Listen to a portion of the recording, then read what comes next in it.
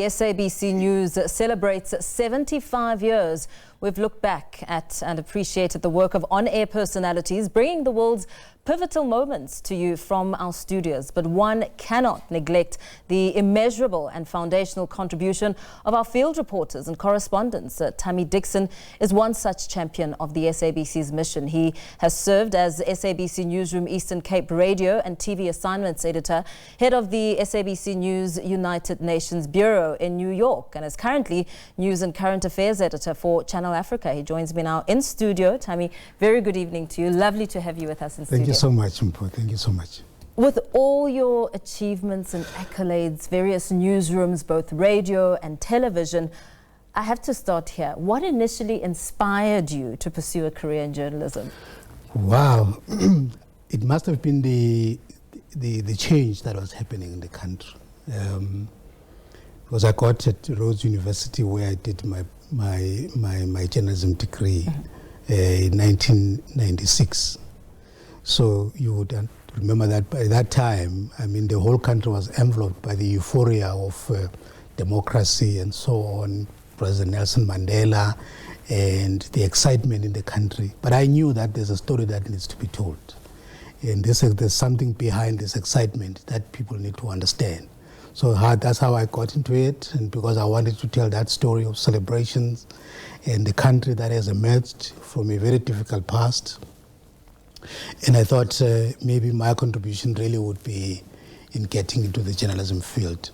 Of course, I was inspired by great journalists before me that I used to watch on television as well when I was still at school. And I can mention Mr. Zolaye, for instance, from the Eastern Cape. He was one of the greatest journalists that came from that province. So those were the people who inspired us, and we wanted to be like them, so to speak, and do what they did. So it was quite an interesting time. So, but before you moved to occupy various editorial roles, I mean, you did incredible work as a journalist covering some of the biggest political stories in South Africa and beyond. In fact, you did amazing work reflecting on the 25th commemoration of the death of Mozambican President Samora Machel. What are some of the most memorable stories looking back and the coverage? I know this is a difficult question. It is. It is. I wouldn't know where to start. Sure, it was quite a lot. That story actually was one of the best stories, and we went to Mozambique for that.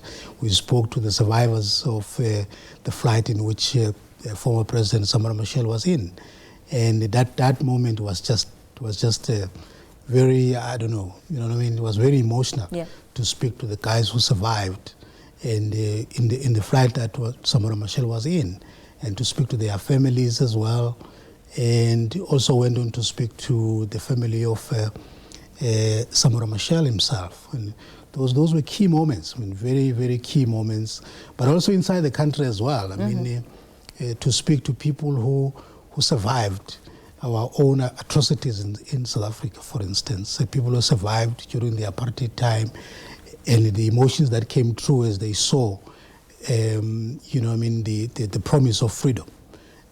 That was quite emotional because we were not there. Some of us, we didn't experience what they experienced during apartheid, and to speak to those people, to see them and hear their stories of what they went through. I mean, it was just quite unbelievable. Yeah. But even more happened. I mean, you were head of the SABC News United Nations Bureau in New York. Correct. Yeah, that was a memorable time. Like? That was quite something. Yeah, that was quite something, and it didn't mean something for me. I think for the SABC as well. Yeah. I don't think the SABC has reached that level of growth since then. That was a massive growth for the SABC to reach that stage, not only just to be at the United Nations. You remember the context for that was that the SABC had moved to the capitals of the global powers, Washington in the UK, in Brussels, in China, but also in the African continent. We were represented in key centers in West Africa, in East Africa, in Central Africa. Our journalists were in those countries. And I remember Tula Sizo Simelane, for instance, you know him, he was in Zimbabwe. Mahlatsi Kalens was in the DRC. And in Washington, we had one of our colleagues in Washington, and there's quite a lot of others who were in different parts of the country. That moment was key for the SABC. And when I look back at the SABC, I think that's the best moment that the SABC ever had, to be able to go out into the African continent, to reflect on stories that were coming out of the continent, because that's the role the SABC that needs to play. That space is open for the SABC to play that role, not only just to be a nationalistic organization, but also to be involved in the African continent, to reflect this continent in a world that is changing. So that role remains for the SABC. So that was quite something to be in the United Nations, really. Yeah. As you speak about expansion and reflecting on what's happening across the continent, I mean, that points to the current role that you're playing now as News and Current Affairs Editor for Channel Africa. Correct. Stories of the continent shaping geopolitics. I mean, just yesterday we were getting reaction as the Trump administration is pushing third-party countries to accept deportees whose home countries allegedly will not accept them. The likes of Eswatini, you know, having to contend with that. How imperative is it to make sure that coverage of what's happening across the continent becomes important enough to be heard and told, like what we're doing currently in South Africa? It's very, very important. It's extremely important that as Africans we own our own stories. We tell our own stories. It comes really from that we have to tell our own stories. If we don't do that, the risk is that we will see, as we see now, more of foreign-based media organizations getting into the African continent and give and sell us stories that they actually get from our own backyards, which is what is currently happening now. These foreign media-owned organizations, they are coming here in Africa, they're building themselves. And because we are not able to do these things ourselves, so they go out there and take these stories, put them together, and then they sell them back to us. And because we are unable, we don't have our own resources, or we're not interested to get into that space of being able to tell our own stories. It's actually quite a painful thing to see that foreign-based media organizations, they're building themselves on the back of the African stories. And they're building themselves, and they're taking money from us, and they take that money out of the country to build themselves out of the stories that they're selling from us. And yet those stories, they get them from our own backyards. But because we're not in that space, it's actually very, very painful. But besides that, there is also an issue of the narratives that continue to be formed against us as African people. You know, if we don't get into that space, we run a risk of being continued to be seen as people who are raping our own kids, and we're killing our own parents, and all these narratives that are going on, the negative stereotypes that are going on about us as African people, because we are not in that space to push back those narratives with our own resources. And that's a key thing that I think at Channel Africa, we're playing that role very well. And we're very clear in terms of what story do we need to put out, so that we don't take stories that actually going to demoralize people or to perpetuate this sense of hopelessness about us as African people. And that is not to say that there are no problems in Africa. Of course, I mean, there are a lot of problems in Africa. But how we tell that story, it should not seek to discourage people or to perpetuate this sense of hopelessness about the African continent. So it's a key space that I think I'm hoping that the SABC one day would really go back to that space and occupy that space and make sure that we take control of our own stories and our own narratives in the African continent. We're able to push back what Donald Trump is doing. And look at this, exactly like we have just explained. I mean, how do you explain that? That they can take refugees from all over and just dump them in our own countries. What is that? It doesn't make sense at all. In fact, Nigeria has said that they have enough problems of their own. And they cannot do this.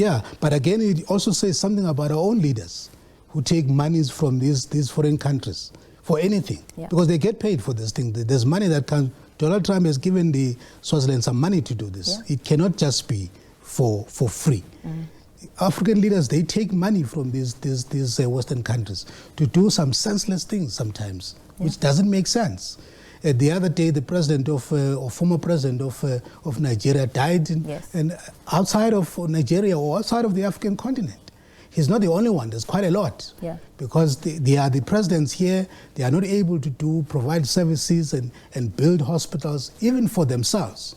They have to go to Europe just to get a clinic, and they die there, and they have to be brought back. So these are very, very... And closer to home. I mean, Zambia's Edgar Lungu and South Africa, that was also one of the big stories that we continue. But at least that one you can argue, because, I mean, it's still within the continent. It's fine. I mean, you can work together like that. But also because, I mean, there's a story behind Edgar Lungu and what was happening in his country together with... the president there. I mean, there was infighting that was going on, the family and so on, and you could argue that maybe he would not have come if it wasn't for that. So there's a loophole there that one can actually make an argument out of. Thami, as we talk about the stories, behind the stories are people behind stories, a team of people who make it possible for the stories to land up on air and be told the way that they have been told over the years as the SABC News commemorates 75 years. What has stood out about the people here at the SABC? People at the SABC are very resilient people, and because we work under very challenging conditions. And so when you see people keep on coming and they keep on delivering as if nothing happens, and sometimes we are masking some pains, you know what I mean? But we come here and continue to smile and continue to go out and do stories as if nothing happens. So the people at the SABC are very strong, they're very resilient, and under very difficult conditions. I think we should pay tribute to everybody who has worked at the SABC over the last many years. And during this time, as we celebrate this 75th birthday, I think a tribute really has to be made to colleagues who have worked for the SABC under very challenging times of funding complications that actually cripple our operations in many ways. And sometimes we're not able to do things that we would have wanted to do because of the challenging funding complications. So it's quite important really to pay tribute to people who have worked at the SABC in front of cameras, but also behind the scenes. There's quite a lot of people who are making a lot of sacrifices for the SABC, who are not seen, who are not known. They've got no names and we don't know them, but they continue to come here and keep this organization standing. Very well. Thank you so much. Thanks for speaking to us this evening. I appreciate it. As we wrap up that conversation with Thami Dickson, who is currently the current affairs editor for Channel Africa, as we reflect on the 75 years of being in business as SABC News.